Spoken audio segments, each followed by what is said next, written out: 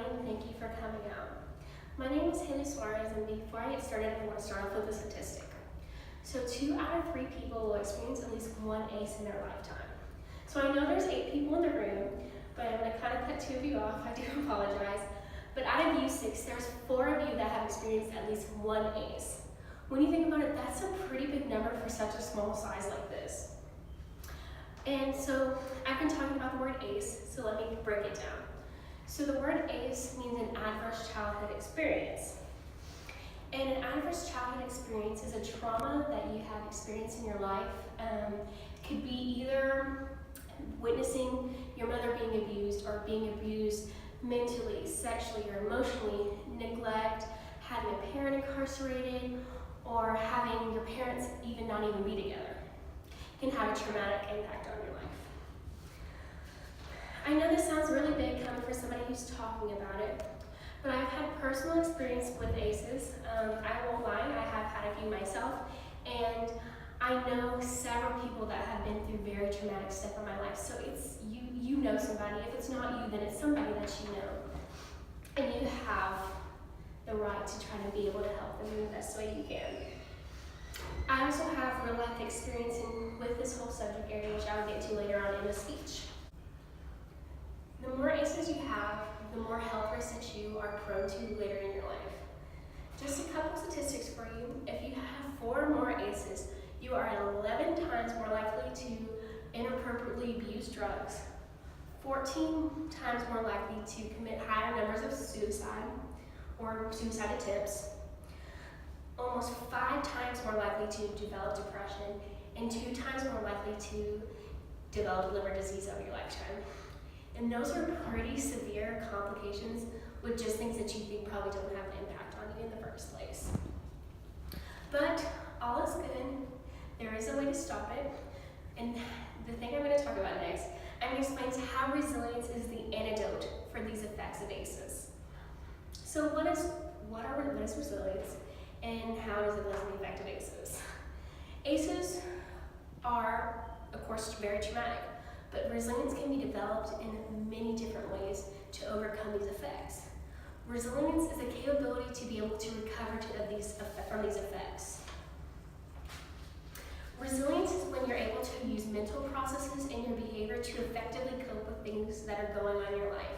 So somebody who's resilient, let's say they're very stressed at work and they're having a really hard time and they don't know what to do. But they're like, you know what, I like to run. So they go out for a run, they come back, take a shower, read a book, and they get back to what they're doing. That's a very resilient person instead of letting it overcome and take over their whole lives.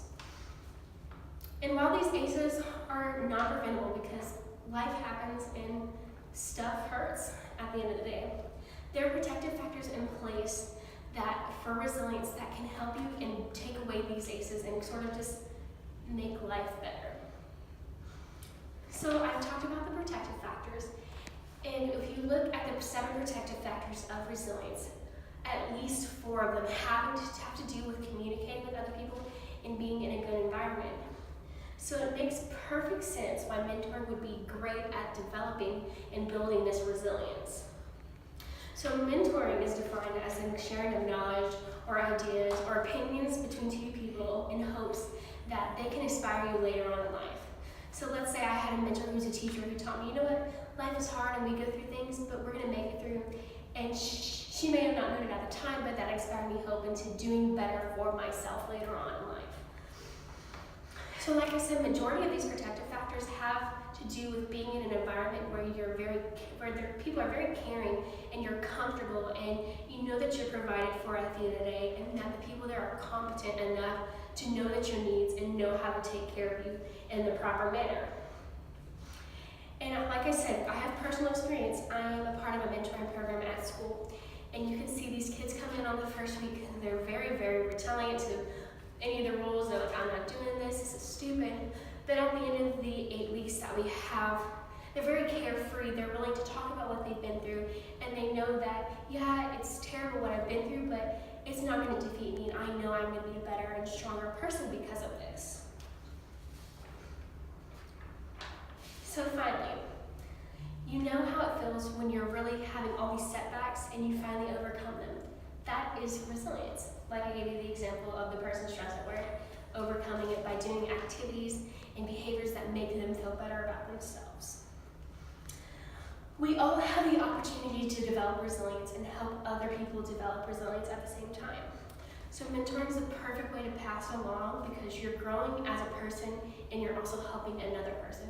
And we all love the feeling that we get when we know that we're doing something to make a difference. So now that you know that 2/3 of the population has experienced at least one ACE, and you know that resilience is the way to combat these ACEs and to overcome them, then we need to focus our energy on mentoring and helping and nurturing other people, even if they may not want it at the time, because it will benefit them in the future. And there are plenty of ways to get involved. You can even just be there for a friend. Yeah, you're not a true mentor, but you're still helping them in a way that you don't realize that you're having an impact on them. And you can go as far as being like me and a few of my other friends and joining a mentoring program where you're helping people around you and you're helping each other by being there for each other constantly. So now that you know that you can have a positive impact on somebody's life and you can do something to be there for somebody who really needs it, what will you do with that information? Thank you so very much, guys.